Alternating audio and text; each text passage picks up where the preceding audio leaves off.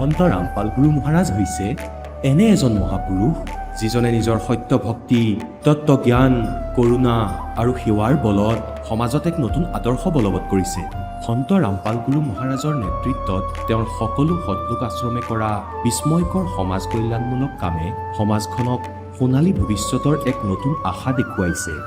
সন্ত ৰামপাল গুৰু মহাৰাজৰ পৰা নাম দীক্ষা গ্ৰহণ কৰাৰ পিছত লাখ লাখ লোকৰ কৰ্কট ৰোগ, এইডছ আদি দুৰাৰোগ্য ৰোগ নিৰাময় হ'ল।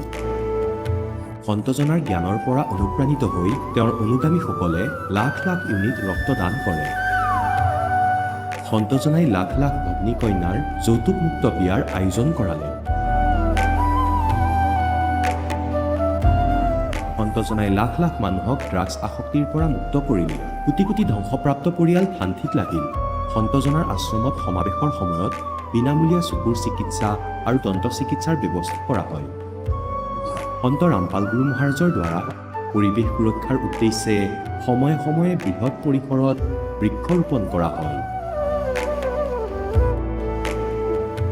সন্তজনাই আৰ্তজনক তাৎক্ষণিক সকাহ দিবলৈ এম্বুলেন্স সেৱা আৰম্ভ কৰিছে। সন্তজনাই তেওঁৰ অনুগামীসকলক তেওঁলোকৰ শৰীৰ দান কৰিবলৈ অনুপ্ৰাণিত কৰে, যাতে মানৱতাৰ সেৱা আৰু চিকিৎসা ক্ষেত্ৰত উন্নতি কৰিব পৰা যায়। সন্ত ৰামপাল গুৰু মহাৰাজৰ সকলো আশ্ৰমত প্ৰতিদিনে বিনামূলীয়া ধৰ্মভোজৰ আয়োজন কৰা হয়, য'ত প্ৰতিবাৰেই প্ৰতিটো জাতি, প্ৰতিটো ধৰ্মৰ মানুহে একেলগে বহি ভোজন কৰে।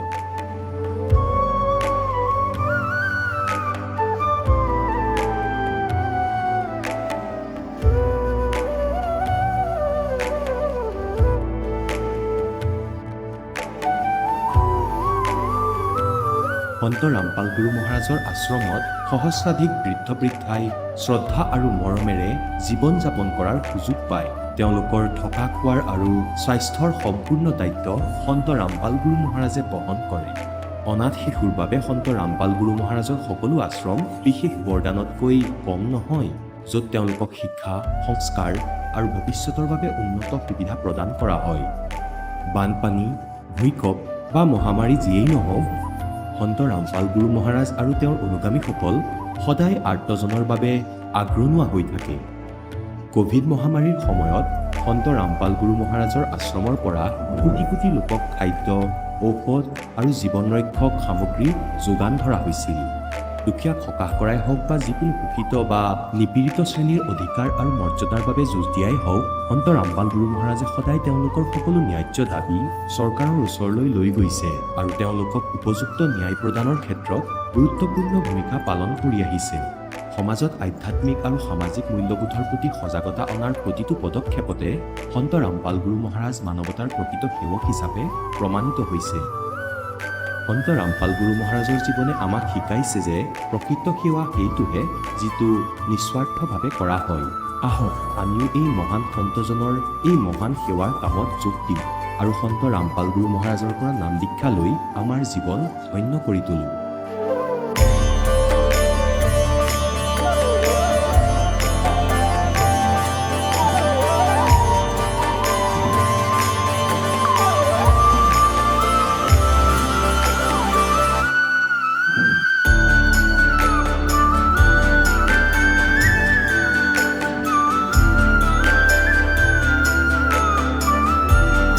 আপোনালোকক পৰিয়ালৰ সৈতে সৎলোক আশ্ৰমলৈ আন্তৰিকতাৰে আমন্ত্ৰণ জনোৱা হয়।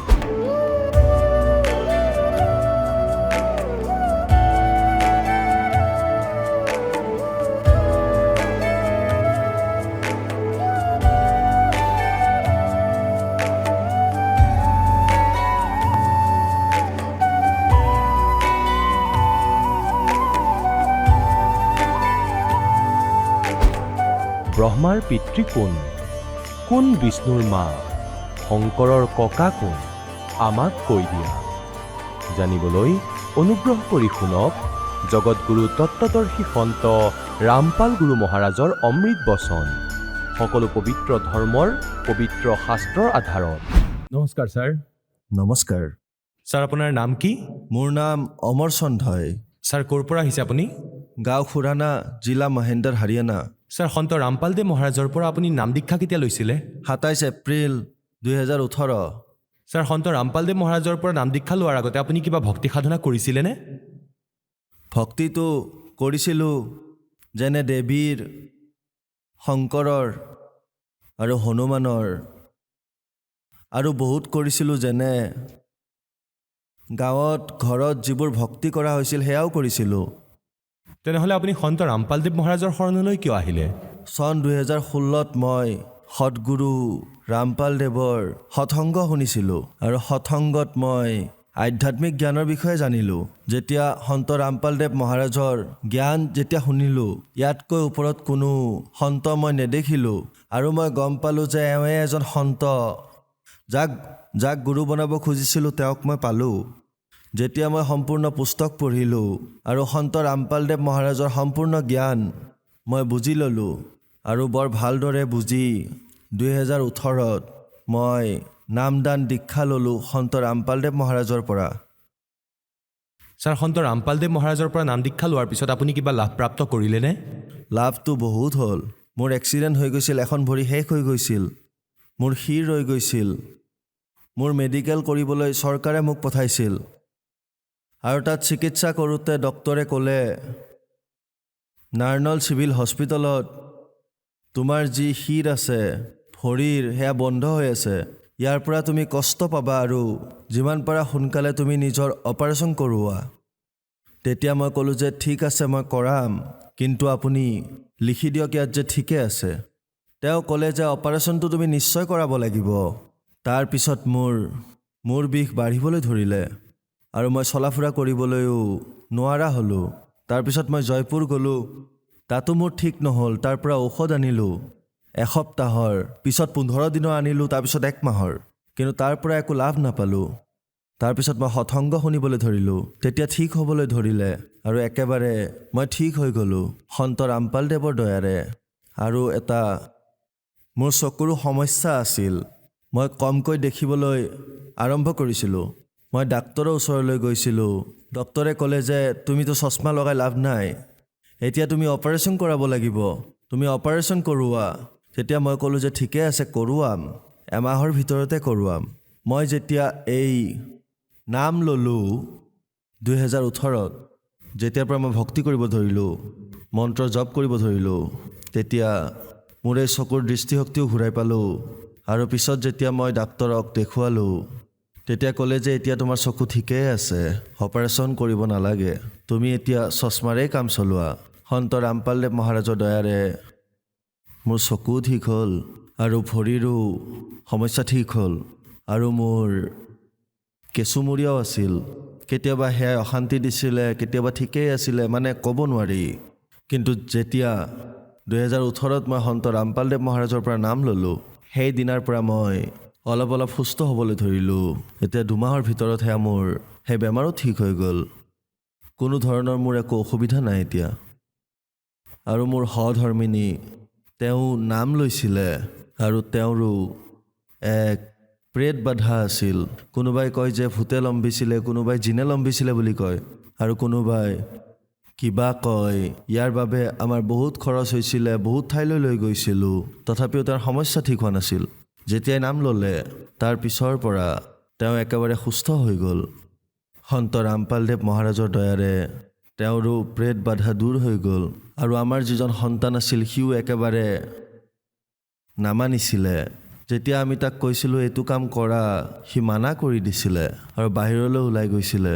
সি বহুত পইচা খৰচ কৰিছিলে, বৰবাদ কৰি দিছিলে, কাজিয়া পেচালো কৰি থাকিছিলে। কিন্তু সন্ত ৰামপালদেৱ মহাৰাজৰ পৰা নাম লোৱাৰ পিছত কাজিয়া কৰা বন্ধ কৰি দিলে, আৰু এতিয়া সুখ শান্তিৰে থাকে। সন্ত ৰামপালদেৱ মহাৰাজৰ দয়াৰে আমাৰ পৰিয়াল এতিয়া সুখ শান্তিৰে জীয়াই আছে। ছাৰ আপুনি নিচাও কৰিছিলে নেকি? নিচা বহুত কৰিছিলোঁ। মই সুৰাপান বহুত কৰিছিলোঁ,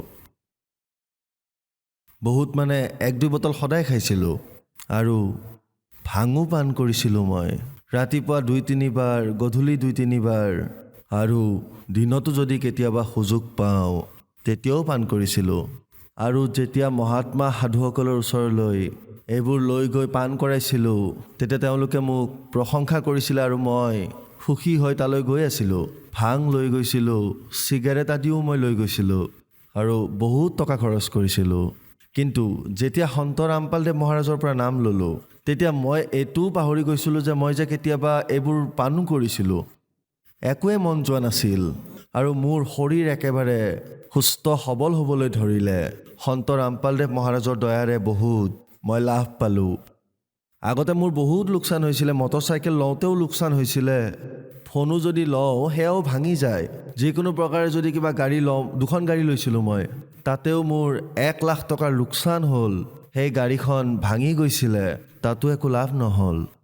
যেতিয়াৰ পৰা সন্ত ৰামপালদেৱ মহাৰাজৰ পৰা নাম ল'লোঁ তেতিয়াৰ পৰা মোৰ কোনো ধৰণৰ লোকচান নাই হোৱা আৰু যেতিয়াই কিবা সমস্যা আহে সেয়া নিজে নিজে ঠিক হৈ যায়।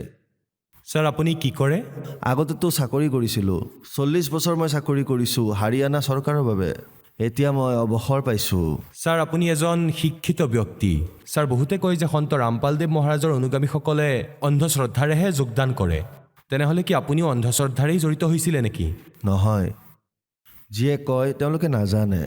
যদি তেওঁলোকে এবাৰ সন্ত ৰামপালদেৱ মহাৰাজে লিখা পবিত্ৰ পুস্তকসমূহ পঢ়ে বা সৎসংগ শুনে তেতিয়া তেওঁলোকে গম পাব যে এয়া সৎ ভক্তি হয়। ইয়াৰ ওপৰত কোনো ভক্তিয়েই নাই। সংসাৰত কেৱল এজনেই সন্ত ৰামপালদেৱ আছে যিয়ে সত্য জ্ঞান দিয়ে, সৎ ভক্তি কৰোৱায়, সৎ কৰ্মৰ কথা কয় যে এয়া সৎ কৰ্ম হয় আৰু এয়া অসত্য কৰ্ম হয়। এইবোৰ এৰা আৰু সৎ কৰ্মৰ ফালে ব'লা আৰু তোমালোকে সকলো ধৰণৰ লাভ পাবা। তোমালোকে মুক্তিপ্ৰাপ্ত কৰিবা আৰু নিজৰ জীৱনৰ কল্যাণ হ'ব। সন্ত ৰামপালদেৱৰ দয়াৰে সকলো যিসকল আহিছে সেই সকলোৱে লাভ পাইছে। ছাৰ সন্ত ৰামপালদেৱ মহাৰাজৰ পৰা নাম দীক্ষা কেনেকৈ ল'ব পাৰি? গধূলি 7:30 বজাত সাধনা চেনেলত সৎসংগ আহে সন্ত ৰামপালদেৱ মহাৰাজৰ। তাৰ তলত এটা শাৰী আহে, তাতেই নাম্বাৰ দিয়া থাকে, 2টামান নাম্বাৰ। সেই নাম্বাৰবোৰ টুকি ৰাখক আৰু তেওঁলোকক যোগাযোগ কৰক, ফোন লগাওক আৰু তেওঁলোকক জনাওক যে মই এই স্থানৰ পৰা কৈছোঁ। তেতিয়া তেওঁলোকে ক'ব যে সেই স্থানৰ ওচৰত কোনটো নামদান কেন্দ্ৰ আছে, তালৈ যাওক আৰু নাম দীক্ষা লওক আৰু নিজৰ জীৱন সফল কৰক। ধন্যবাদ ছাৰ। সৎ চাহেব। এতিয়া জগতগুৰু তত্ত্বদৰ্শী সন্ত ৰামপাল গুৰু মহাৰাজৰ সৎসংগৰ মাধ্যমেৰে সেই অদ্বিতীয় আধ্যাত্মিক জ্ঞানৰ বিষয়ে জানি লওঁ, যাৰ মাধ্যমেৰে আপোনালোকেও প্ৰাপ্ত কৰিব পাৰিব এনেকুৱা আধ্যাত্মিক, মানসিক আৰু ভৌতিক সুখ যি এতিয়ালৈকে কেৱল আপোনালোকে মীৰাবাই, ধ্ৰুৱ, প্ৰহ্লাদ আদি কেইজনমান ভক্তৰ জীৱন কথাতহে শুনিছে। এতিয়া শুনক তত্ত্বদৰ্শী সন্তৰ সৈতে শাস্ত্ৰ অনুকূল ভক্তি সৎসংগ, এনেকুৱা অদ্বিতীয় আধ্যাত্মিক জ্ঞান যাৰ প্ৰমাণ আছে সকলো ধৰ্মৰ সকলো পবিত্ৰ শাস্ত্ৰত। সি কৰাখিনি পাব। এতিয়া তাৰ ড্ৰাইভাৰটো হ'ব মনুষ্য আৰু সি কুকুৰ বহিব গাড়ীত, পিছৰ চিটত, মালিকৰ চিটত, আৰু সি মনুষ্যজনে চলাব আৰু কুকুৰটো বহিব পিছৰ চিটত আৰু খিৰিকীৰে এনেদৰে ইফালে সিফালে চাই থাকিব। আৰু কোঠালিও বেলেগ থাকিব, তাত এচি লগোৱা থাকিব। মাহত 2-3বাৰ ভেটেনাৰী চাৰ্জেণ্ট তাক চেক কৰিবলৈ আহিব। এতিয়া সেই মূৰ্খজনে যি দান কৰিছিলে ভগৱানেতো দিলে, কিন্তু পালেই কুকুৰৰ জুনিত আৰু আগলৈ কি হ'ব, গাহৰি হ'ব, তেতিয়া কি সুবিধা পাব? গতিকে ইয়াত পৰমাত্মাই কয়, गुरु बिन माला फेरते, गुरु बिन देते दान, गुरु बिन दोनों निष्फल है, जय पूछो वेद पुराण। এতিয়া গুৰুদেৱৰ মাধ্যমেৰে দিয়া দান আৰু গুৰু পালে যেতিয়া দান কি সকলোবোৰেই হ'ব। মুক্তিও পাবা, মন্ত্ৰও পাবা বা পাৰ হৈ যাবা। পাৰ নহ'লেও মনুষ্য জীৱন পাব কি? আৰু মনুষ্য জীৱন পালে পৰমাত্মাইতো বিচাৰি ফুৰিছে, তেওঁ বিচাৰি উলিয়াব। কিন্তু আপোনাক প্ৰাৰ্থনা জনোৱা হয়, এই জন্ম আগলৈ নবঢ়াবা, ইয়াতেই শেষ কৰা। कोट जन्म तन भर मत होगे, कुछ ना हाथ लगा रे, कुकर सुकर खरबा बोरे, कौआ हंस बुगारे। कोटि जन्म तू राजा की, ना मिटी न मन की आशा, भिक्षुक होके दर दर घूम्या, ये मिला ना निर्गुण रासा। এতিয়া এই সাধনা নাপালে এনেদৰে ভাবি থাকিব। सुखदेव ने 84 भुगती बना पजावे खरवो, तेरी क्या बुनियाद पराणी, तू पेंडा पंथ पकड़वो। সুখদেৱৰ দৰে ঋষিয়ে এই সাধনাবোৰ কৰিও আকৌ 84 লাখ জুনিত গাধৰ জুনি প্ৰাপ্ত কৰিলে। আপোনালোকৰ কি সাধ্য আছে পুণ্যাত্মাসকল? আপুনি এই মাৰ্গ গ্ৰহণ কৰক যি এতিয়া আপোনাক পৰমাত্মাৰ দ্বাৰা দিয়া হৈছে। गुरु बिन होम यज्ञ नहीं कीजय, गुरु की आज्ञा माहे रही जय। गुरु सुर तुरु सुर धैनु समाना, पावे चरण मुक्ति परवाना। এতিয়া গুৰু যিজন হ'ব, वो सुर तुरु যেনেদৰে আমি শুনিছিলো স্বৰ্গত কোৱা হয় এডাল কল্পবৃক্ষ আছে, দেৱতাসকলৰ বৃক্ষ, গতিকে ইয়াতকৈ গুৰু যিজন গুৰু হ'ব, এতিয়া নকৰিবোৰতো আছেই ইয়াত, কখো নাজানে সিহঁতে। গুৰু চোৰতৰু মানে দেৱতাসকলৰ বৃক্ষ, আৰু চোৰধেনু যাক কামধেনু বুলি কোৱা হৈছিল, দেৱতাসকলৰ গাই মানে যি খোজে সেয়াই দি দিয়ে, সেই সময়তে গাখীৰ দি দিয়ে, সকলোবোৰ মনোকামনা পূৰ্ণ কৰে। গতিকে কয় गुरु सुर तुरु सुर धैनु समाना, पावे चरण मुक्ति परवाना। तन मन धन अर्प गुरु सेवे, हो गलतान उपदेश ही लेवे। सतगुरु की गति हृदय धारे, और सकल बकवाद निवारे। গুৰুদেৱৰ গতি মানে যি মাৰ্গদৰ্শন দিয়ে, ভগৱানৰ স্থিতিৰ কথা কয়, সেয়া ফাইনেল কৰা। নিজে নিজে যি লেতেৰা ভৰাই থৈছা আগৰেই সেয়া বাদ দিয়ক। এতিয়া যি টি কথা এই মাৰ্গত নচলিব, আপোনাৰ বাধা হ'ব। गुरु के सम्मुख वचन ना कहे, सो सिसरनी गेनी सुख लहे। এতিয়া আপোনাক বহুবাৰ শুনাইছো, যেতিয়া ৰামানন্দদেৱক পৰমাত্মাই পাইছিলে, তেতিয়া তেওঁৰ শিষ্যসকলৰ তেওঁ বহুত অৱস্থা বেয়া কৰি দিছিল। যেতিয়া ৰামানন্দদেৱৰ সন্মুখত থিয় কৰোৱা হ'ল, তেতিয়া পৰমাত্মাক তেওঁক সুধিছিল, আপুনি কোন, আপোনাৰ নাম কি? তেতিয়া পৰমাত্মাই কৈছিলে, जात हमारी जगत गुरु और परमेश्वर है पंथ, दास गरीब लिखित पढ़े मेरा नाम कबीर कंठ। फिर कहा था हम यलखला है कुतुब गोस और पीर, गरीब दास खा लग दनी हमारा नाम कबीर। তেতিয়া ৰামানন্দদেৱে কৈছিল, तू मन का पालुआ और त्राजुल के गरबास। তুমি ইমান অযথা কথা কৈ আছা, তোমাৰ মাৰি ঠিকনা নাই পূজাত, তুমি মিছা কৈ আছা, তুমি নিজকে ভগৱান বুলি কৈ আছা। তেতিয়া হাত জোৰ কৰি বিনম্ৰ ভাৱেৰে তেওঁৰ ধমক শুনি আছে, কাৰণ তেওঁক গুৰু ধাৰণ কৰিছিলে। আৰু এজন ভাল শিষ্যৰ পৰমাত্মাই কোৱালিটি কৈ আছে, ৰিহাৰ্চেল কৰি তেওঁক গালি দি আছে, ধমক দি আছে, কিন্তু পৰমাত্মা বিনম্ৰ ভাৱেৰে আছে যে আপুনি যি কৈ আছে সেয়া হৃদয়, কিন্তু মই যি কৈ আছো গুৰুদেৱ সেয়াও সঁচা বুলি মানক, যে हम ही अलख अला है कुतुब गोस और पीर, गरीब दास खा लग दनी हमारा नाम कबीर। যেতিয়া পৰমাত্মাই তাত তেওঁক দেখুৱালে, তেতিয়া তেওঁ দৃঢ় হ'ল যে সঁচাকৈয়ে বাস্তৱিকতা এয়া। ইয়াত কৈছে, गुरु के सम्मुख वचन ना कहे, सो शिष रेडी गैणी सुख ले। गुरु से शिष करे चतुराई, सेवाहीन नरक में जाई। মানে গুৰুদেৱৰ লগত যিয়ে চতুৰতা দেখুৱাই অযথা কথা কয়, কাৰণ আপুনি যিমানেই ইণ্টেলিজেণ্ট নহওক, যিমানেই কোৱাৰ ধৰণ নাজানক, এই দাসতকৈ অধিক আপুনি কৈ খাব নোৱাৰে। এয়া ফাইনেল কৰি লওক, কাৰণ এই দাসে বৰ্তমান যি জ্ঞান দিয়ে সকলোৰে নহয়, এজন দুজন নতুনকৈ অহা সিহঁতৰ অলপ ত্ৰুটি থাকে। আৰু দাসৰ যি বচন সেয়া কমন ইনজেকশ্যন সকলোৰে বাবে, যাৰ তাত ত্ৰুটি থাকিব তাৰ ওপৰত প্ৰভাৱ পেলাব, আৰু বাকীবোৰ সতৰ্ক হ'ব। গতিকে সেইবাবে গুৰুদেৱক পৰমাত্মাৰ তুল্য মানি এই ভক্তি মাৰ্গ, এই ভক্তিৰ যাত্ৰা আৰম্ভ কৰিব, তেতিয়া সহজে সফল হ'ব আৰু আপোনাৰ কল্যাণ হ'ব। बोलो सतगुरुदेव।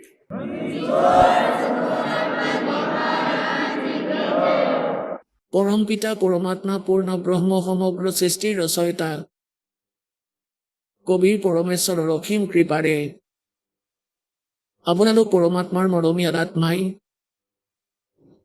পৰমেশ্বৰৰ মহিমা শুনিবৰ বাবে উপস্থিত হৈছে। পুণ্যাত্মাসকল, পৰমেশ্বৰে আহি আমাক জ্ঞান দিলে যে যি লোকত আপোনালোকে বসবাস কৰি আছে, এয়া আপোনালোকৰ স্থায়ী স্থান নহয়।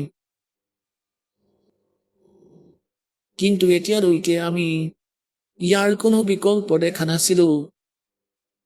আমি আমাৰ ককা আজোককাসকলক, আমাৰ পূৰ্বপুৰুষসকলে এনেকৈয়ে ক্ৰিয়া কৰি অহা দেখিলো। তেওঁলোকৰ মৃত্যু হ'ল, তাৰ পিছত তেওঁলোকৰ ক্ৰিয়া কৰ্ম কৰাই থকা কেৱল ইয়াকেই আমি অন্তিম এই জীৱনৰ লক্ষ্য বুলি মানিছিলো। এতিয়া পৰমাত্মাই আহি কৈছে, পৰমেশ্বৰে, যে সন্তানসকল তোমালোক ইয়াৰে বাসিন্দা নহয়।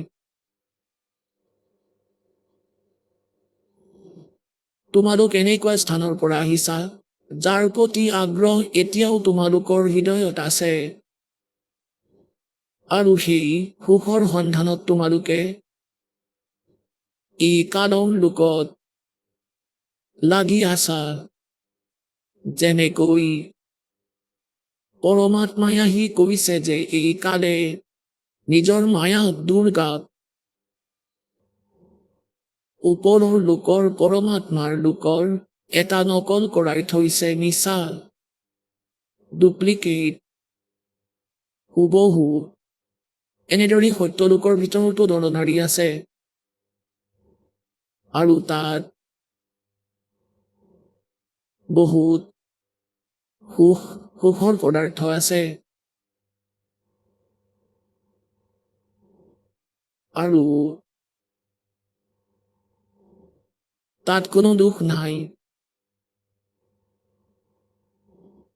গতিকে কালিও ইয়াতে এনেকুৱাই নকল কৰি থলে, কিন্তু আমাৰ যি বডি, প্ৰত্যেক প্ৰাণীৰ সেয়া 5 তত্ত্বৰে বনালে।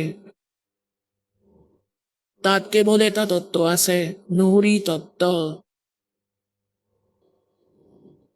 তাত বৃদ্ধাৱস্থা নাই, তাত মৃত্যু নহয়, সেয়া শৰীৰ অজৰ অমৰ। এতিয়া যেনেকৈ নিমখৰ যে বস্তা থাকে, বা নিমখৰ দম পৰি আছে, বা কোনো বস্তাত থোৱা আছে, আৰু আনফালে চেনি থৈ দিয়া আছে, দুয়োৰে ৰং একেটাই হয়, কিন্তু তাৰ টেষ্টত পাৰ্থক্য থাকে। এই প্ৰকাৰে আমি নিমখৰ বস্তাত আমি সেই চেনিৰ সোৱাদক বিচাৰি ফুৰিছো, কেতিয়াও নাপাওঁ। সেয়া সেই টেষ্ট পাবই নোৱাৰা। সেই টেষ্টটো ভাই চেনিৰ বস্তাতহে পাবা। গতিকে পৰমাত্মা ইয়ালৈ স্বয়ং আহে, আহি আমাক মনত পেলাই দিয়ে। কি কয়? मन तू चल रे सुख के सागर, जहाँ शब्द सिंधु रत्नागर। मन तू चल रे सुख के सागर, जहाँ शब्द सिंधु रत्नागर। সাগৰ, শ্ৰীমদ ভাগৱত গীতা, অধ্যায় নম্বৰ 4, শ্লোক নম্বৰ 5 আৰু 9, গীতাৰ অধ্যায় নম্বৰ 2, শ্লোক 12, গীতাৰ অধ্যায় নম্বৰ 10, শ্লোক 2। গীতাৰ জ্ঞানদাতাই নিজৰ স্থিতি কৈ আছে যে অৰ্জুন, তোমাৰ আৰু মোৰ বহুত জন্ম হৈ গৈছে, তুমি নাজানা, কিন্তু মই জানো। তাৰ পিছত গীতাৰ জ্ঞানদাতাই নিজৰ সাধনাৰ মন্ত্ৰৰ কথা কৈছে। গীতাৰ অধ্যায় নম্বৰ 8, শ্লোক নম্বৰ 13, কিয়নো শ্ৰীকৃষ্ণৰ ভিতৰত প্ৰৱেশ কৰি প্ৰেতবত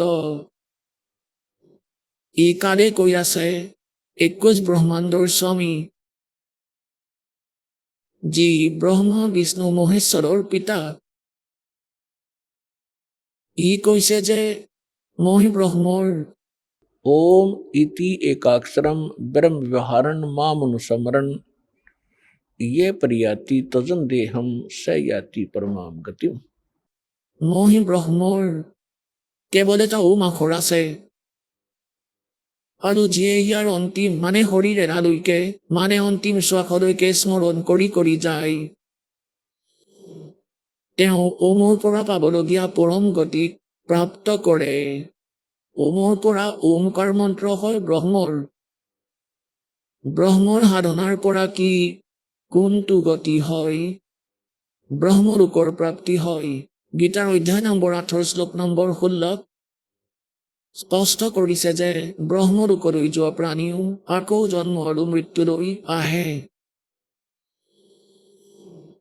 ইয়াৰ পৰা সিদ্ধ হ'ল যে গীতাৰ জ্ঞানদাতা এতিয়া যেনেকৈ হিন্দু সমাজৰ এই সৰল শ্ৰদ্ধালুসকলে ঋষি আচাৰ্য শংকৰাচাৰ্যসকলৰ দ্বাৰা ভ্ৰমিত হৈ মানি থাকিলে যে শ্ৰীকৃষ্ণই সুপ্ৰিম পাৱাৰ আৰু শ্ৰীকৃষ্ণই গীতাৰ জ্ঞান কৈ আছে আৰু এওঁ অজৰ অমৰ, এওঁৰ কোনো জনক নাই, কোনো পিতৃ মাতৃ নাই। এয়া আছিল লোকবেদ। লোকবেদৰ অৰ্থ হ'ল দন্ত কথা, মুখে মুখে চলা কথা যি সত্য নহয়। এয়া লোকবেদ আছিল। এতিয়া এওঁলোকৰ জীৱনীৰ পৰা গম পালো যে ব্ৰহ্মা বিষ্ণু মহেশ্বৰ ধাওবান এওঁলোকৰ জন্ম মৃত্যু হয়। আৰু শ্ৰীকৃষ্ণদেৱক কৈছিলে, শ্ৰীকৃষ্ণদেৱে গীতাৰ জ্ঞান দিছে। শ্ৰীকৃষ্ণদেৱেতো গীতাৰ জ্ঞানৰ কথা একোৱেই নাজানিছিল। তেওঁ কি কৰিছিলে, যদি এওঁৰ কথাবোৰত গুৰুত্ব দি চলো যে শ্ৰীকৃষ্ণদেৱে গীতাৰ জ্ঞান দিছিলে, শ্ৰীকৃষ্ণ ইজ বিষ্ণু, শ্ৰীকৃষ্ণ বিষ্ণু হয়, বিষ্ণুৰ অৱতাৰ শ্ৰীকৃষ্ণ আৰু শতগুণ বিষ্ণু। ইয়াত যি কৈছে তোমাৰ আৰু মোৰ বহুত জন্ম হৈ গৈছে। আমাৰ এই গুৰু অন্ধসকলে, চকু থকা অন্ধসকলে এইটো পঢ়া নাই। গতিকে এই বিষয়ে পৰমেশ্বৰে সূক্ষ্মবেদত কৈছে, मोती मुक्ता दर्शत नाही ये जग है सब अंदरे दिखत के तनैण चश्म इनका फेरा मोतिया बंदरे। এওঁলোকক মহৰ্ষি মণ্ডলেশ্বৰ যেন দেখি সংস্কৃত ভাষা একেৰাহে শুনাই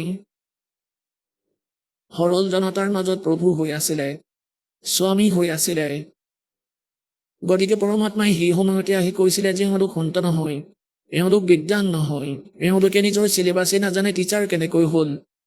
আৰু এই কথাৰ বাবে ভগৱানৰ বহুত বিৰোধিতা কৰা হৈছিল আৰু মিছা কথা কৈছিলে এই মণ্ডলেশ্বৰসকলে, ব্ৰাহ্মণসকলে, গুৰুসকলে, কাজী মোল্লাসকলে যে এওঁ অশিক্ষিত, শিপিনীয়ে কি জানিবনো সদগ্ৰন্থবোৰৰ গূঢ় ৰহস্য, এওঁ অশিক্ষিত। আজি পৰমাত্মাই দয়া কৰিলে, প্ৰথমে সন্তানসকলক শিক্ষিত কৰিলে। সদগ্ৰন্থ চিম্পল ভাষাত তেওঁলোকৰ দ্বাৰাই অনুবাদ কৰালে। যদি এই দাসে অনুবাদ কৰিবলগীয়া হ'ল হয়, নিশ্চয় কৰিলে হয়। কিন্তু তথাপিও সিহঁতে খেলি মেলি কৰিলেই হয় যে ৰামপাদে সংস্কৃত নাজানে। যেনেকৈ ভগৱানৰ বিষয়ে কৈছিলে যে এওঁনো কি জানে বেদ আৰু গীতাৰ গূঢ় ৰহস্য। গতিকে পৰমাত্মাৰ কাম কেঁচা নহয়। 600 বছৰ আগতে যেতিয়া ধৰ্মদাস চিন্তাত পৰিছিলে, তেওঁক কৈছিলে চিন্তা নকৰিবা, আৰু কৈছিলে যেতিয়া কলিযুগৰ 5500 বছৰ অতিক্ৰম হ'ব, তেতিয়া আহি মই সকলোকে পাৰ কৰাম, তোমাৰ বংশধৰো পাৰ হ'ব, সমগ্ৰ বিশ্ব পাৰ হ'ব। গতিকে সেই পৰমাত্মাই 600 বছৰ আগতে কৈছিলে যে যিমানবোৰ সন্ত আছে, মণ্ডলেশ্বৰ আছে, যিমানবোৰ মোল্লা কাজী আছে, এওঁলোকে নিজৰ ধৰ্মগ্ৰন্থৰ সৈতে পৰিচিত নহয়। ইহঁতে কেৱল নিজৰ চিন্তাধাৰাৰে দন্ত কথা শুনাই সকলোকে নিজৰ দৈনিক জীৱনৰ আধাৰ বনাই থৈছে। तत्व भेद कोई ना कहे रे झूमकरा ये पैसे ऊपर नाच सुन राई झूमकरा कोटों मध्य कोई नहीं रे झूमकरा अरबों में कोई गर्क सुनो राई झूमकरा। এজন চৰ্দাৰ আহিছিলে গৰীব দাসদেৱৰ ওচৰলৈ। যেতিয়া সি এই জ্ঞান শুনিলে আচৰিত হ'ল আৰু ক'ব ধৰিলে, হে ভগৱান, আজিলৈকে এই জ্ঞান আমাক কোনেও কোৱা নাই। তেতিয়া তেওঁ কৈছিলে যে कि ये तत्व भेद कोई ना कहे रे झूमकरा ये पैसे ऊपर नाच सुनो रे झूमकरा। পুণ্যাত্মাসকল পৰমাত্মাই সেই সময়তে কৈছিলে যে मोती मुक्ता दर्शत नहीं ये जग है सब अंदरे दिखत के तो नैन चश्मे इनका फेरा मोतिया बंदरे। যাৰ চকুত চানি পৰা বেমাৰ হয়, চকু দেখাত সুস্থ যেনেই হয়, কিন্তু একো নেদেখে তেওঁ।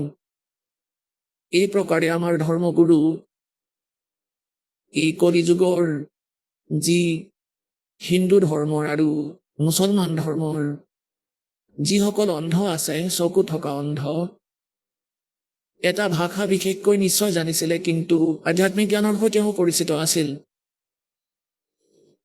তেওঁলোকে এইটো পঢ়া নাছিল যে ভগৱানে নিজেই কৈছে মোৰ জন্ম মৃত্যু হয়। বাস্তৱতটো শ্ৰীকৃষ্ণই গীতাৰ জ্ঞান কোৱাই নাছিলে, কেৱল শৰীৰহে প্ৰয়োগ কৰিছিলে কালে। এতিয়া যি প্ৰসংগ চলি আছে তালৈ আহোঁ। এতিয়া গীতাৰ জ্ঞানদাতাই স্পষ্ট কৰি দিছে যে মোৰো জন্ম হয় আৰু আপোনালোকৰো হ'ব।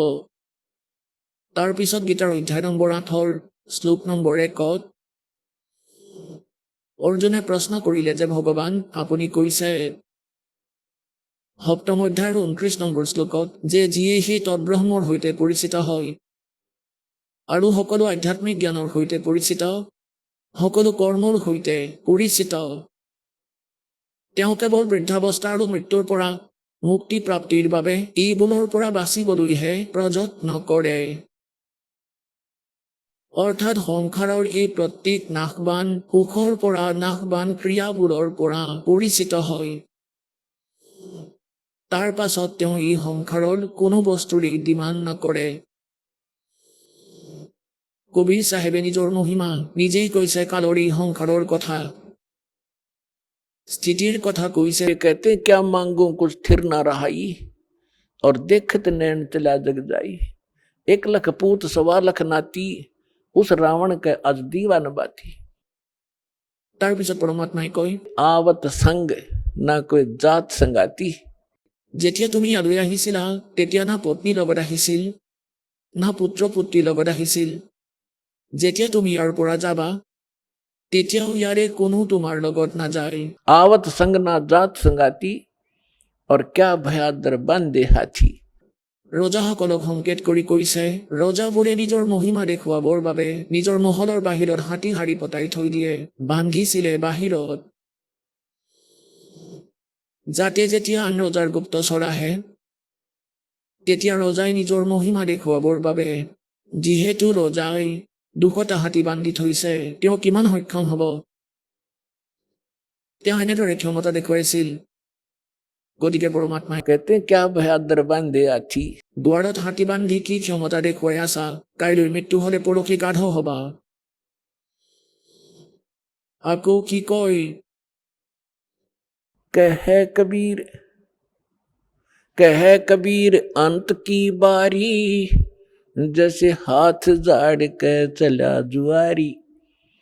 যিয়ে ভক্তি নকৰে এই সংসাৰৰ মিছা সুখ কৃত্ৰিম পদাৰ্থ সংগ্ৰহ কৰাত নিজৰ জীৱন নাশ কৰি দিয়ে, তেওঁ অন্তিম সময়ত এনেদৰে পস্তাব যেনেকৈ হৰাৰ পিছত জুৱা খেলা জুৱাৰীয়ে হাত জোকাৰি জোকাৰি যায় সৰ্বনাশ কৰাই। कह कबीर अंत की बारी जैसे हाथ झाड़ कर चला जुआरी। গতিকে গীতাৰ জ্ঞানদাতাই কয় যে, অৰ্জুনে কৈছে আপুনি কৈ আছে যে যিয়ে তৎব্ৰহ্মৰ সৈতে পৰিচিত হয়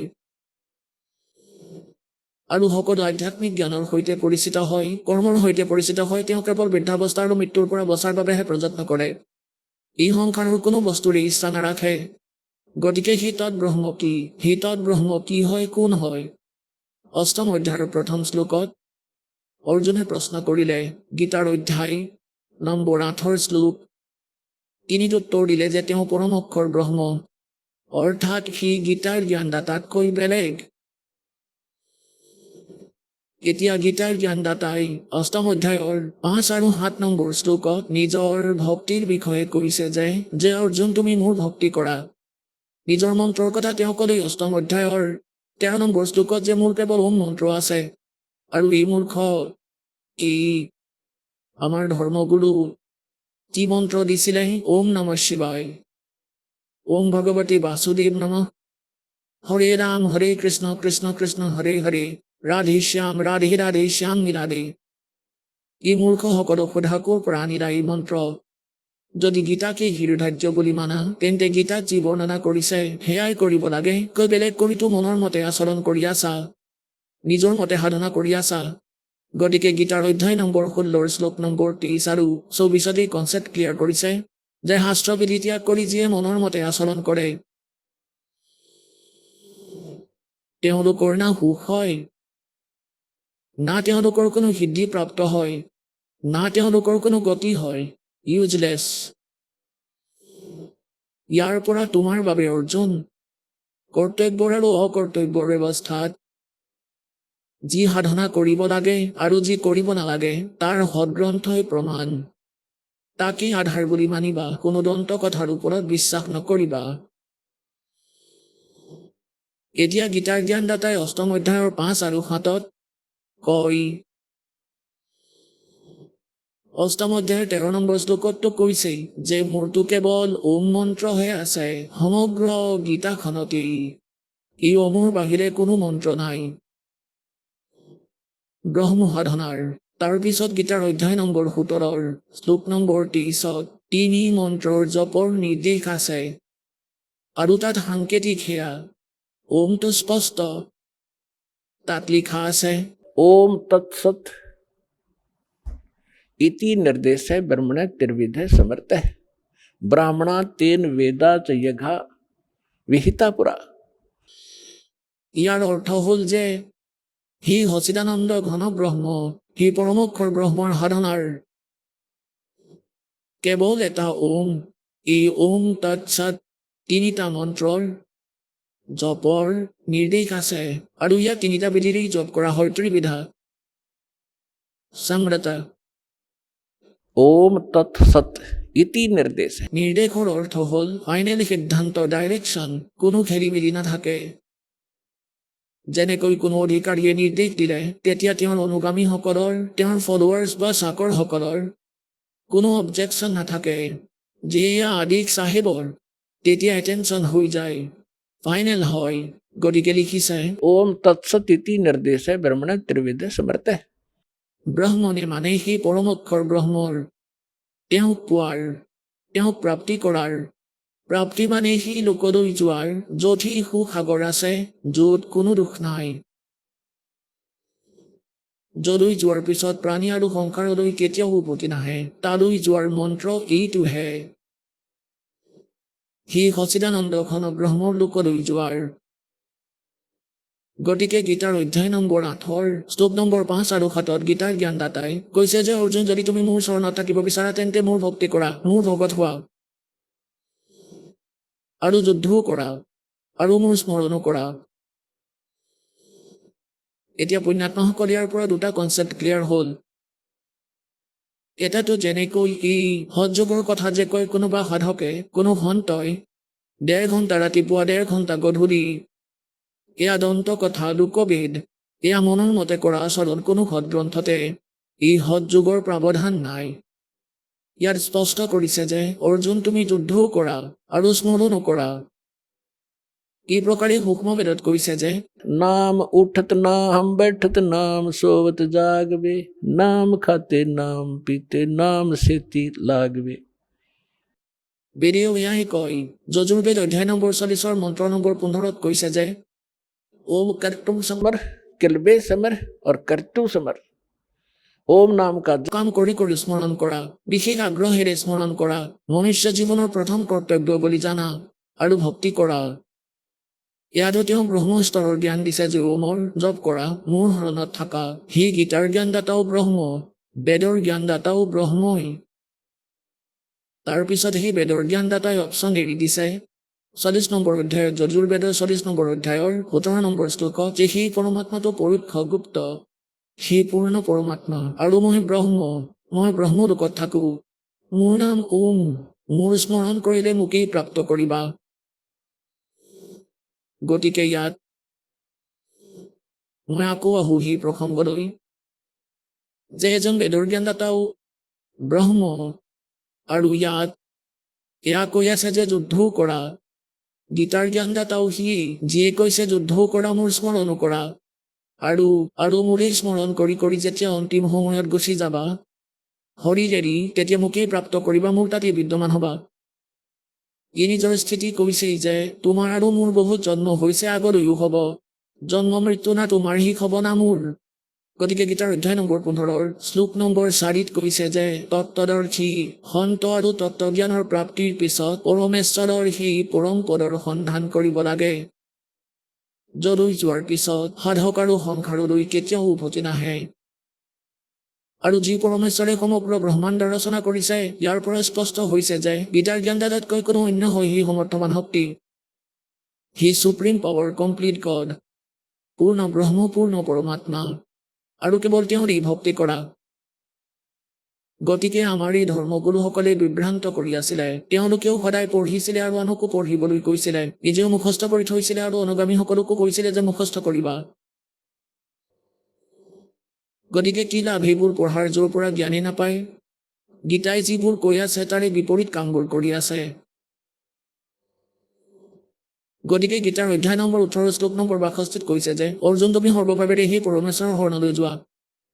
সেই পৰমেশ্বৰৰ কৃপাতেই তুমি পৰম শান্তি আৰু সনাতন পৰম ধামক, সনাতন शाश्वतम स्थानम শাশ্বত সদায় থকা যাৰ নাশ কেতিয়াও নহয়, যলৈ যোৱাৰ পিছত প্ৰাণী সংসাৰলৈ জন্ম মৃত্যুলৈ নাহে, সেয়া প্ৰাপ্ত কৰিবা। সেই পৰমাত্মা অন্য। গতিকে গীতাৰ অধ্যায় নম্বৰ 8 শ্লোক নম্বৰ 5 আৰু 7 গীতাৰ জ্ঞানদাতাই নিজৰ স্থিতি কৈ আছে যে মোৰ ভক্তি কৰা, মোৰ ভক্তি কৰা, মোত সমৰ্পিত হোৱা আৰু যুদ্ধও কৰা, নিঃসন্দেহে মুক্তি প্ৰাপ্ত কৰিবা। আণ্ডাৰষ্টুড। जहाँ साता बासा होई मन कर्म वचन सुमरियो सोई। আকৌ তৎক্ষণাত কৈছে অষ্টম অধ্যায়ৰ 8, 9, 10 নম্বৰ শ্লোকত যে সেই পৰমেশ্বৰৰ ভক্তি যিয়ে কৰে সি তৎব্ৰহ্মৰ, তেওঁ সেই ভক্তিৰ শক্তিৰে, সেই মন্ত্ৰৰ শক্তিৰে তেওঁৰে প্ৰাপ্তি হয়। তেওঁৰ ভক্তি কৰিলে তেওঁক প্ৰাপ্ত কৰিবা। তেওঁ ক'ত থাকে আৰু সেই সাধকৰ কি স্থিতি হয় সেয়া গীতাৰ অধ্যায় নম্বৰ 15 শ্লোক নম্বৰ 4 স্পষ্ট কৰি দিছে যে সেই তত্ত্বজ্ঞান আৰু তত্ত্বসন্ত, সেই তত্ত্বদৰ্শী সন্তৰ প্ৰাপ্তিৰ পিছত পৰমেশ্বৰৰ সেই পৰম পদৰ সন্ধান কৰিব লাগে। যলৈ যোৱাৰ পিছত সাধক আৰু সংসাৰলৈ কেতিয়াও উভতি নাহে।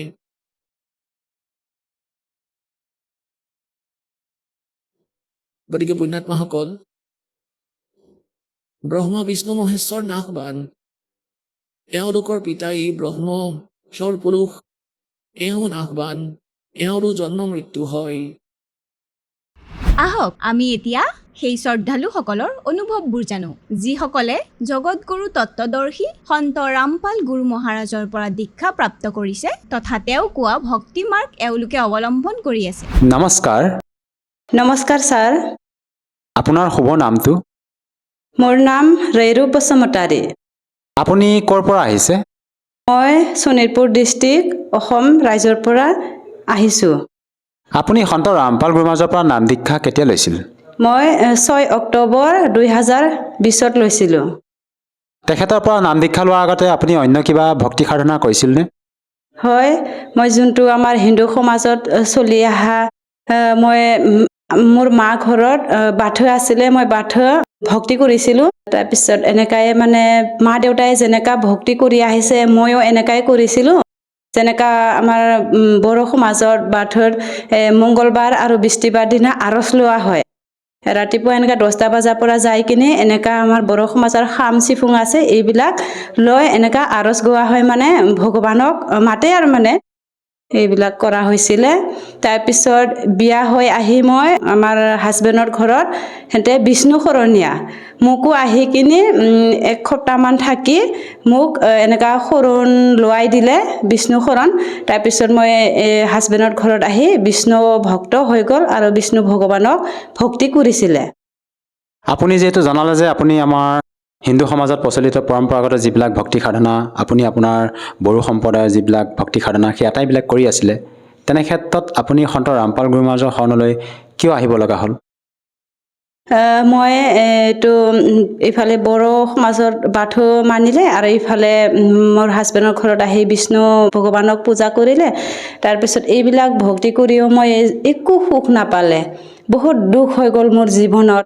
এনেকা মানে বিয়া হৈ আহি শাশুৰ লগত হাই কাজিয়া হৈ গ'ল, আৰু ইফালে শৰীৰৰ ইমান বিষ ব্যাধি কঁকাল বিষ ভৰি বিষ এনেকা হৈ গ'ল এনেকাই মানে জীৱনটো নৰক হৈ গ'ল মোৰ এনেকা দুখ মানে কি কৰিম ভগৱানক বিচাৰিলেও পোৱা নাই এনেকা ভক্তি কৰিলেও ৰাতিপুৱাই উঠি কিনে গা পা ধুই কিনে আমাৰ নামঘৰটো নাছিলে সেই টাইমতো মানে আমাৰ শাশুড়ি শিৱ ভক্ত আছিলে আৰু আমি মোৰ হাজবেণ্ড আৰু মই বিষ্ণু ভক্ত আছিলে ঘৰতে মানে দুটা নামঘৰ হ'ব তেনেকাই মই আমি আমাৰ হাজবেণ্ড আৰু মই নামঘৰটো বনোৱা নাছিলে যেতিয়া মা দেউতাই কিবা এটা হৈ যাব তেতিয়া আমি নামঘৰটো ল'ম তাৰপিছত কি কৰিলোঁ মাহেঁতেতো ইফালে শিৱ ভক্তহেঁতে নামঘৰ আছে আৰু আমাৰ কি কৰি ল'লে আমি এটা তুলসী গছ আনি কিনে তাতে পানী ঢালে ৰাতিপুৱা উঠি গা পা ধুই চাকি বন্তি জ্বলাই তাৰপিছত ইমান বিষ্ণু ভগৱানৰ ওচৰত ইমান যে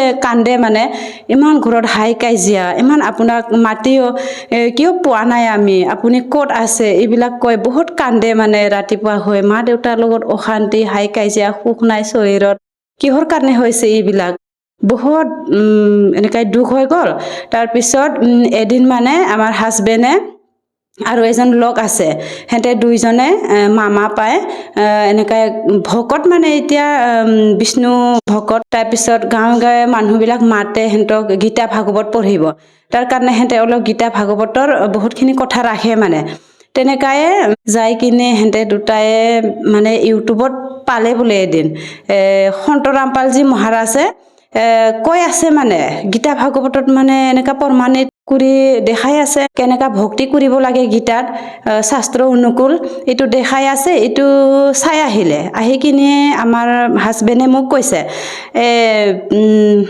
এইটো চাচোন চং ইয়াত মানে গীতা ভাগৱতৰ কিবা এটা মূল্যৱান কথা কৈ আছে আমি যোনটো কৰিছে এইটো হোৱা নাই নেকি এইটো অলপ ভালকৈ চাচোন কৈ কিনে মোক এইটো সন্তৰামপালজী মহাৰাজৰ সৎসংটো সি মানে ইউটিউবত লগাই থৈ গ'ল তেতিয়া সন্তৰামপালজী মহাৰাজ গুৰুদেৱে কৈ আছে এইটো যোনটো কলিযুগত লাষ্টত যে হ'ব কৈছে কোনোবা এজন ৰাজা আহিব মানুহবিলাক কাটিব এনেকা কৈ আছে মানে আৰু মানুহবিলাক চাপৰ হ'ব পুৰা মাটি ডুবি যাব পানী আহিব ওপৰ এইবিলাক কৈ আছে আৰে বাবা এইটো কি কৈ আছে সি এতিয়া হৈ থকা কথা কৈছে আৰু পিছত হ'ব বুলিও কৈছে কোন হয় এইজনো এনেকা মানে মই অলপ চাই আছোঁ তথাপিও মোৰ দিমাগত সোমোৱা নাই মানে এইটো জ্ঞানটো মানে মই ধৰিবই পৰা নাই কি কথা কৈ আছে এনেকাকৈ তাৰপিছতে সেইদিনা মই বৰষুণো দিছিলে নেট পোৱা নাই থৈ দিলোঁ থৈ কিনে পিছত আকৌ সি সন্ধিয়া আহি কিনে কৈছে মোক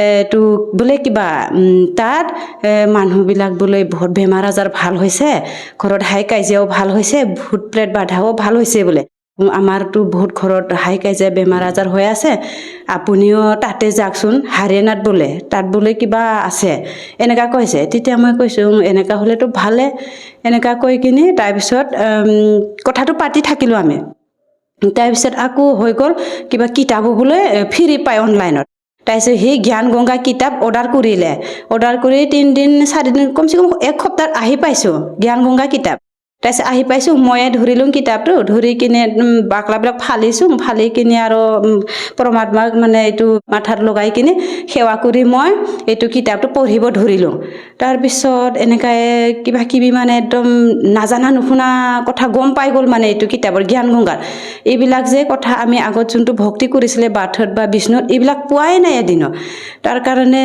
ইয়াত বহুতখিনি জানিব লগা জ্ঞান আছে মই ভালকৈ চাব লাগে কৈ কিনে আধা পঢ়ি থৈ দিলোঁ সন্ধিয়া হৈ গ'ল ভাত বনাব লাগে বুলিকে সিদিনা থৈ কিনে আকৌ এনেকৈ সন্ধিয়া আৰু টিভি লগাই ল'লোঁ সৎসং চাইছোঁ সৎসংতো তাৰপিছত ইমানখিনি বুজিব পৰা নাই হিন্দীত দিছোঁ তেতিয়া আছামিজ নাছিলে তাৰপিছত হিন্দীত চালোঁ সৎসং ইমানখিনি বুজিব পৰা নাই তাৰপিছত লাষ্টত যেতিয়া ইণ্টাৰভিউ দিছে নহয় সেইদিনা ফাৰ্ষ্ট দেখিছোঁ মই ইণ্টাৰভিউটো তাৰপিছত এজন মাতাজী কৈ আছে মোৰ এনেকা বেমাৰ আছিলে আৰু ঘৰত বহুত হাই কাজিয়া আছিলে মোৰ এইবিলাক এতিয়া বহুত ভাল হৈ গ'ল সন্ত ৰামপালজী মহাৰাজৰ চৰণত আহি এনেকা কৈছে তেতিয়া মই আৰু থাকিব নোৱাৰোঁ আমি সন্ত ৰামপালজী মহাৰাজৰ চৰণত যাই সোনকালে নাম ল'ব লাগিব তাৰপিছত মই কি কৰিলোঁ আমিতো দুখীয়া মানুহ হয় টকা পইচা নাই তাৰপিছত বন্ধন গোটত গ'ল যাই কিনে মই 70,000 পইচা উঠাই কিনে তাৰপিছত এটা ৰুম ঘৰটো প্লাষ্টাৰ কৰি আৰু আধাখিনি পইচাটো লৈ আমি শনিবাৰ দিনত ৰাতি 9টা বজাত নাইট ছুপাৰত উঠি ডিব্ৰুগড় নাহৰকটীয়া নামদানত নাম দীক্ষা ললোঁ সন্ত ৰামপালজী মহাৰাজৰ পৰা। যিহেতু আপুনি সন্ত ৰামপাল গুৰুমহাৰাজৰ সৎসং শুনি আৰু লগতে তেখেতৰ জ্ঞান গংগা নামৰ পুথিখন অধ্যয়ন কৰি জ্ঞান বুজি আপোনালোকে তেখেতৰ পৰা নাম দীক্ষা লৈ ভক্তি সাধনা কৰি আছে। আৰু আমি বিভিন্ন ছ'চিয়েল মিডিয়া প্লেটফৰ্মত আপোনালোকৰ গুৰু সন্ত ৰামপাল গুৰুমহাৰাজৰ ভক্তসকলৰ যেতিয়া অনুভৱ শুনো, তেওঁলোকে মত ব্যক্ত কৰে যে বিভিন্ন প্ৰকাৰে লাভ পোৱা বুলি। আপুনি তেখেতৰ পৰা নাম দীক্ষা লোৱাৰ পিছত কেনেধৰণৰ লাভ পাইছে? হয়, মই সন্ত ৰামপালজী মহাৰাজৰ নাম দীক্ষা লৈ এইটো লাভ পালে মানুহ জনমটো মেইন উদ্দেশ্য পৰমাত্মা প্ৰাপ্তি কৰা মই এইটো পালোঁ। আৰু যোনটো আমাৰ ঘৰত চাচুৰ লগত হাই কাজিয়া, আমি এটা ঘৰতে এটা চোতালতে 2টা পাকঘৰ বনাব লগা হৈ গ'ল। মানে তাৰ লগত জালি নিচিনাহে হৈ গ'ল, মানে 2টা হৈ গ'ল। এটা ঘৰতে 2টা পাকঘৰ এনেকা হৈ গ'ল। তাৰপিছত হাই কাজিয়া আৰু পিছত এতিয়া গুৰুজীৰ দয়াত সন্ত ৰামপালজী মহাৰাজৰ দয়াত এতিয়া মা দেউতাও নাম ল'লে, আমি একেলগে এটা ঘৰতে আমি সুখেৰে ভক্তি কৰি আছোঁ। আৰু নেক্সট আমাৰ ঘৰত যোনটো টকা পইচাৰ বহুত কমি আছিলে, এইবিলাক কমি এতিয়া ইমান সহজতে ঘৰটো চলি গৈছে। আমি গমেই নাপায় আগত যে কিমান কষ্ট আছিলে, টকা পইচা নাতে, মানে হাজিৰা কৰি লৈ আনিলেও নাতে, কমি হয়। তাতে আৰু মানে হাজবেণ্ড লগত এনেকা কাজিয়া হৈছিলে, কিহৰ কমি, এইবিলাক এনেকা ভক্তি কৰিও সুখ নাই, এইবিলাক কথা লৈয়ে মানে বহুত কাজিয়া হৈছিলে, সুখ নাছিলে মানে। তাৰপিছত আকৌ যোনদিনা আমি সন্ত ৰামপালজী মহাৰাজৰ চৰণত নাম দীক্ষা ল'ব যাব ওলাইছে, সেইটো টাইমত আমাৰ ল'ৰাই মানে শিলি আছিলে। সেই শিলি থাকোঁতে অলপ টিংটো কাটিলে, মানে সৰু ফাক আছিলে টিংটো, তাতে কেনেকা ইমান ডাঙৰ যে কাটি গ'ল গমেই নাপালোঁ আমি। আমাৰ ভগতজীয়ে এই প্লাষ্টাৰ কৰি আছিলে ঘৰতে, মানে হাজিৰা লৈ মিস্ত্ৰী লৈ ইফালে ব্যস্ত আছিলে। মই আৰু সিহঁতক চাহ বনাই আছিলোঁ। তাৰপিছত সেই টিভি চাই শিলি আছিলে মানে ৰুমত চাইড ফালে। তাৰপিছত টিং থৈ দিছিলোঁ, তাতে অলপহে ফাক আছিলে, তাতে ইমান বেয়াকৈ কাটিলে তাৰ আঁঠুত। তাৰপিছত যে আমি বহুত ভয় লাগিলে, মানে কি হ'ব এতিয়া, আমি যে ইমান দূৰত যাব ওলাইছে এটা ঠাইত, এতিয়া কেনেকা যাম আমি। তাৰপিছত ফাৰ্মাচীক ফোন কৰিলে, আহি গ'ল, এইটো ইমান ডাঙৰ কাটিছে, আপোনালোকে তাক চৰকাৰী হাস্পতালত লৈ যা আৰু চিলাই আন, এনেকা কৈছে। কিন্তু আমাৰ হাতত টাইম নাই মানে এনেকা হাস্পতালত যাবৰ কাৰণে। এতিয়া সন্ধিয়া হৈ আহিছে, আমি গা পা ধুই ভাত চাত খাই ওলাব লাগে মানে। এতিয়া কি কৰিম? তাৰপিছত আমাৰ মালিকে কৈছে, আমাৰ হাজবেণ্ডে কৈছে, নাই আজি নাযাওঁ আৰু নাম ল'বলৈ, এনেকুৱা কৈছে। তেতিয়া ক'লোঁ নাই নহ'ব, এইটোতো কি, এইটো একোৱেই নহয়। এই যোনটো যে আমি ইমান দুখ পাই আছে, বেমাৰ আজাৰ অশান্তি, হাই কাজিয়া, এইবিলাক ইমান কষ্ট পাই আছে, কিন্তু তাৰ চৰণত গ'লেহে এইবিলাক সুখ হ'ব বোলে, এইটো একোৱেই নহয়, ব'ল কিবা এটা কৰিম কৈ কিনে। তাৰপিছত এই ফাৰ্মাচীয়ে বেজী এটা দিলে, বিষৰ বেজী এটা দি, তাৰপিছত মলম লগাই মানে বেণ্ডেজ মাৰি থৈ গ'ল। তাৰপিছত এনেকাই তাৰ ল'ৰাক কাপোৰ চাপোৰ পিন্ধাই আমিও ভাত চাত খাই ওলাই গ'ল ৰাতি।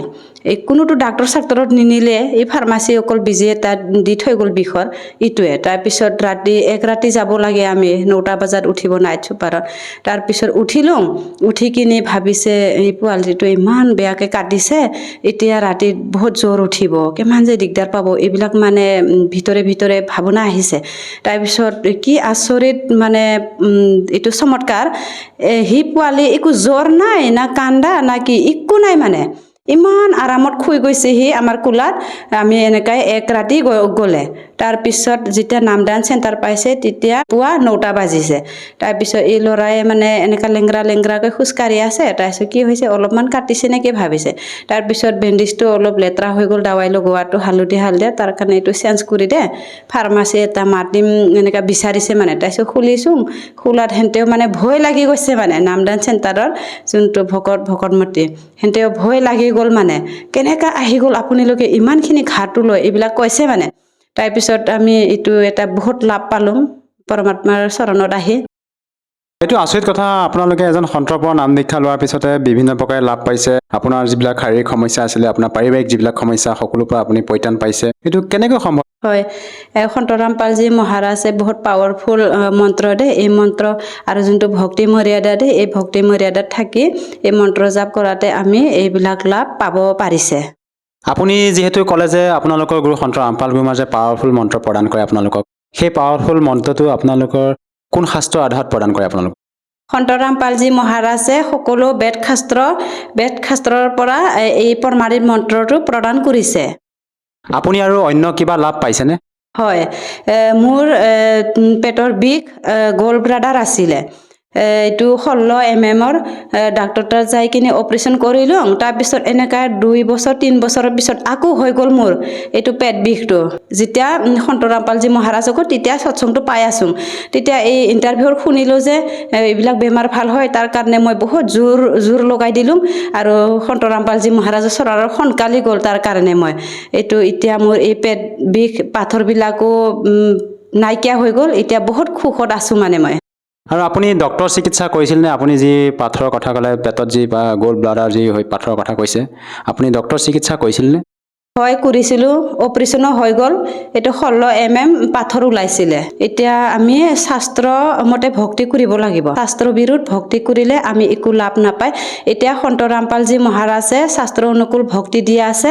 এই সন্ত ৰামপালজী মহাৰাজৰ নাম দীক্ষা লৈ এই ভক্তিটো কৰি মই বহুত ধৰণত লাভ পাইছোঁ।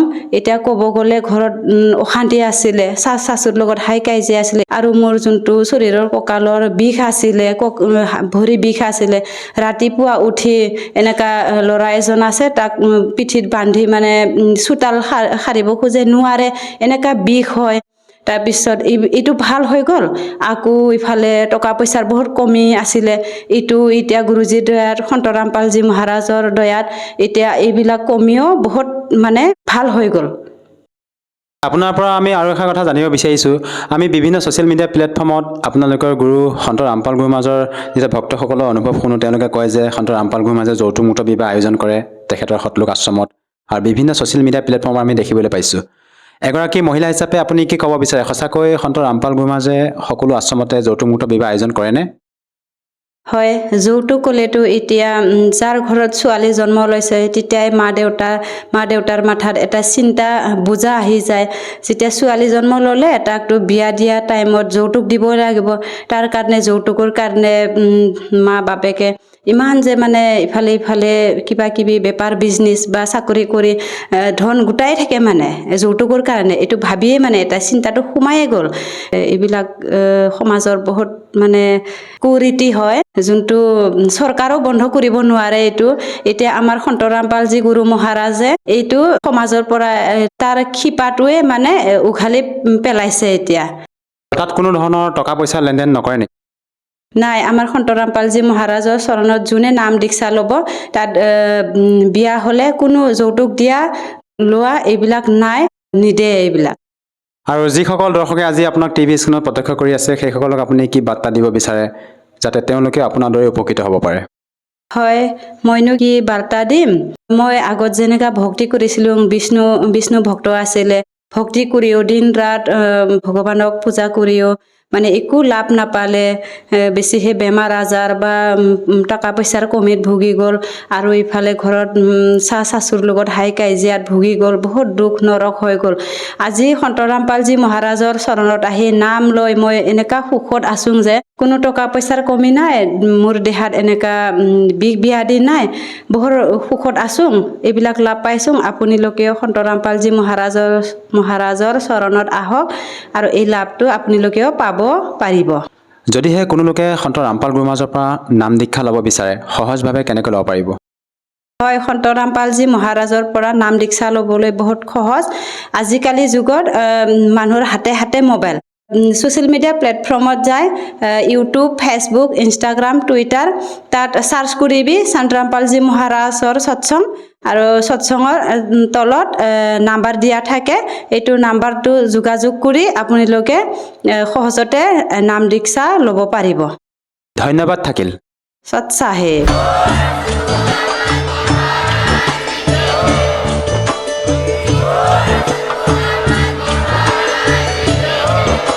আপুনি শুনি আছিলে জগতগুৰু তত্ত্বদৰ্শী সন্ত ৰামপাল গুৰু মহাৰাজৰ মংগল প্ৰবচন। অধিক জানিবৰ বাবে ভিজিট কৰক www.jagatgururampalji.org। সন্ত ৰামপাল গুৰু মহাৰাজৰ শুভ আশীৰ্বাদত সমগ্ৰ বিশ্বতে 500তকৈ অধিক নাম দীক্ষা কেন্দ্ৰ আছে, য'ত সন্ত ৰামপাল গুৰু মহাৰাজৰ দ্বাৰা বিনামূলীয়াকৈ নাম দীক্ষা দি থকা হৈছে। আপোনাৰ ওচৰৰ নাম দীক্ষা কেন্দ্ৰৰ ঠিকনা জানিবলৈ সম্পৰ্ক কৰক 7082208528।